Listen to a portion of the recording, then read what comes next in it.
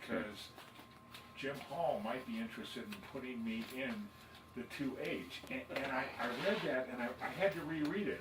And then it went further on to say, Jim said his sponsors didn't like the idea of a new driver coming in. And how true is that you approached George Eaton on that? You know, that was such a disastrous season. I could have said almost anything. Okay. I'm sorry. I remember George, of course, and I don't remember talking to him about driving it, to tell you the truth. Okay. I probably had other things on my mind, Right. really, you know. It's, Right. You have John, and you can't just part ways with him until he's quits or something. Right, you know, which is what he did. Yeah, which is he finally did. You know, he just said he said, well, I can't make the next race, and sent. And that's when Tom Dutton took the car? No, well, that then, but Okay. you know, he sent his young man that was testing his Formula One car over to drive a couple of times. Who was that? Oh, we'll have to go back and read a book. Okay. I'm Okay. sorry, my memory doesn't work that good. You know, we put together, because we had to work on it during the time that he was driving on it, and we couldn't make all the races, we bought a M12 and put him in it.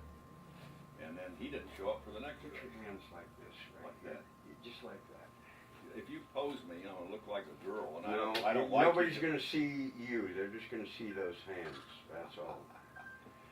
So he insisted on putting the development work into the M12 instead of the 2H then, huh? Yeah. So whatever we did was trying to make the M12 go. And that was only going to be a third place car. Right. Because you always Yeah, were you're always racing gonna get a beat by the year-old factory, car against right. the factory. Yeah, and better drivers, and you know that whole thing. Oh, it was a disaster. We started out with a guy named Chuck Painter who was in Chicago, and Chuck is one of those people that has a developmental disability. He was a little different than most people.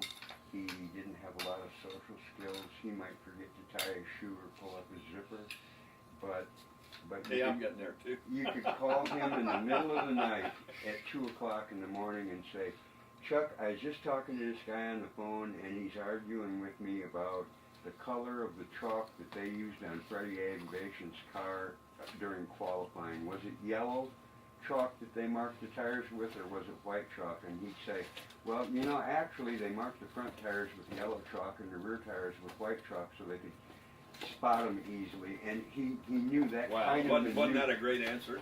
He would get, you know what a Rand McNally Trucker's Road Atlas is? No. It tells you what the height of every bridge in the country and tolls, and it's a Trucker's Road Atlas, and it's about this thick. He would get a new one every year and replace the old one that was in his bathroom, and he would sit on the pot in the morning, and he would compare the new maps with the old map that was in his head. He knew state and county. When he flew to Texas for the first time. Tell me the point of the story. He just wait for it. Good for you, Jim. I appreciate I'm that. waiting for the chaparral tie-in here. Yeah. Chuck knew all of the details about everything, and we lost him. Oh, I see. Yeah. And- boy, when you had a guy like that, that was worthwhile. Well, we did every Can-Am race in '74, every lap. Is that the last season?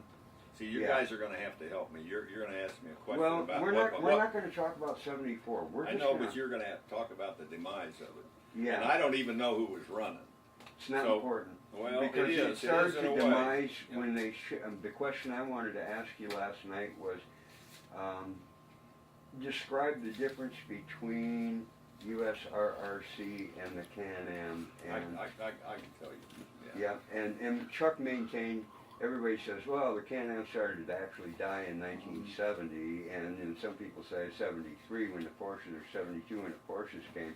You ask Chuck, and he'd say, the Can-Am started to die the day they created the Can-Am and changed the USRRC, because that was something entirely different. It was compact, and the people were there to run that, and spreading it out over 6 months and across the country just brought in a whole different crowd of people, and that was the beginning of the demise. That's money started pouring in because you had to have money. Now you're answering the damn thing for me. And if you want me to just say what you say, well, I will. But No. Shut up then. I like you. I like you, Jim, to the point. Yeah. Yeah. Okay. I always figure I have to lay a basis down for the question, and that's not necessarily the case. Well, I lived it, you know, and Yeah. but I didn't really follow it after 1970 because, well, just because of the position we were in. I'd had almost everything that we've done for the last 5 years taken away, you know. So what the hell was I going to do? Start over? And I just decided they really didn't want somebody that wanted to press the limits on what the rules were, and that's what I thought it was all about. It was. Yeah. It was, and it was a mistake.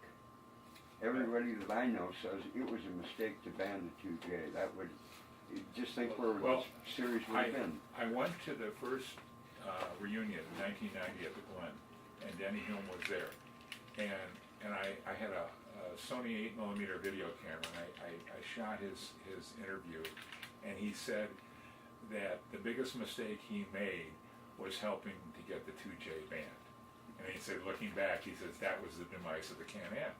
Because what happened 2 years later is ground effects didn't kill him. It was unlimited money and horsepower from Porsche. Exactly. Yeah. Exactly.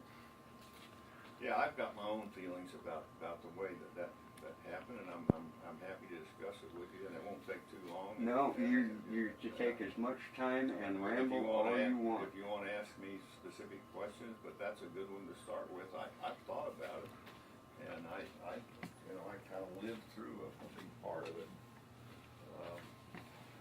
And we'll just see how that turns out. And you can edit it and ask me questions and whatever you want to do. Well, there's two parts to this thing. One is going to be the '74 season, race Which by I know nothing about. yeah, race Okay. by race, and there's things that you're going to say today that we're going to insert just your voice in that, and you'll say something that will be pertinent to the '74 Okay. season, and it'll just be your voice making a comment.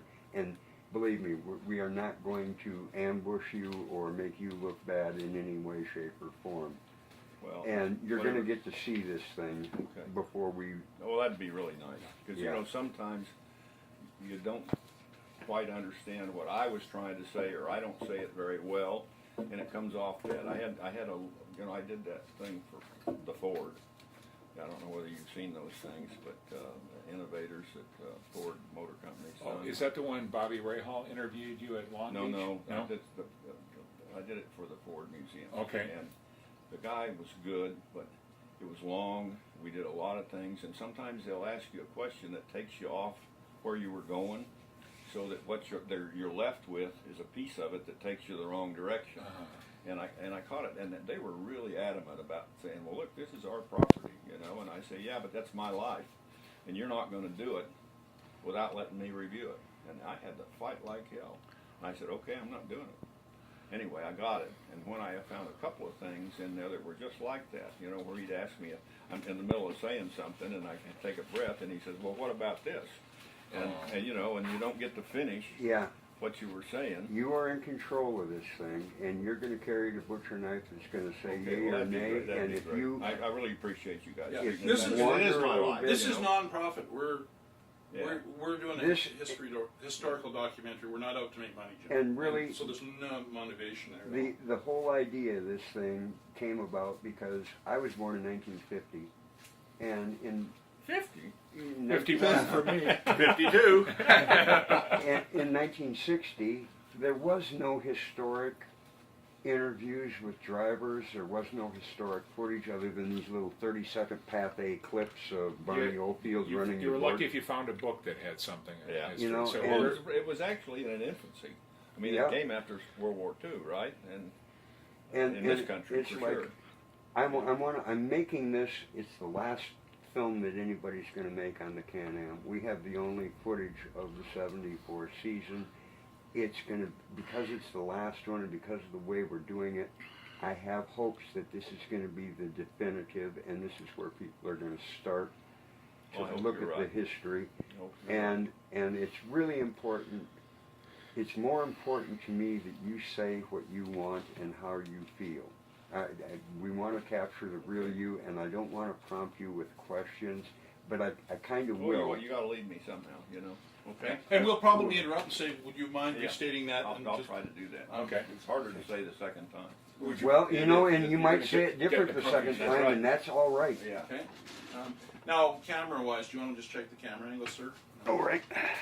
Do we need to move that? We probably do. I just moved Yeah, that. so okay, it- sure. Maybe Yeah, a couple books or? yeah, you can move books too. Okay, thanks, sure, thank you. That's a spectacular model, Jim. It is. It really tells the story, doesn't it? It's just. Here. Tell you what, Can I take it over here? you could put it on my receptionist desk right out there Okay. if you'd like. So that was Sandy's desk out there? No, she's in the next office. Okay. But she was there initially, yes, that's Wow. correct. Wow. Okay. One thing I'm interested without the film is Keith Doucette. How did he arrive with you? He's when when you guys are all together. He's the go-to museum guy for He the has the cards. biggest damn smile since Jimmy Carter, and Who does? Doucette. Oh, my son. No, Is that no. Who said? Keith Doucette, Keith Doucette. the fellow that started the car. Doucette. Yeah. Doucette. Yeah, Isn't he something? Oh. He is a piece. Oh man, if you A can pistol. stand him for very long, Oh. I mean, you two, you can. No, neither one of you get to talk. Well, He was we fantastic. went out on the dock. Yeah, we last sat on night. the dock with him last Jim, night. Yeah. Jim cracked a bottle of Crown Royal out on the dock, and I walked out of the auditorium and said, Crown Royal, and followed my nose, and I walked back there, and I said, you're the one with the Crown Royal that I could smell 100 feet back, and he says, come on, I'll pour you one, and I sat down, and it all turned to magic right there. Oh, that's Doucette great. was out there. Well, he will talk as long as you let him. The White House. He really has turned out to be a good guy, and he fits with the job. He needs some time off because of his daughter, and they're here.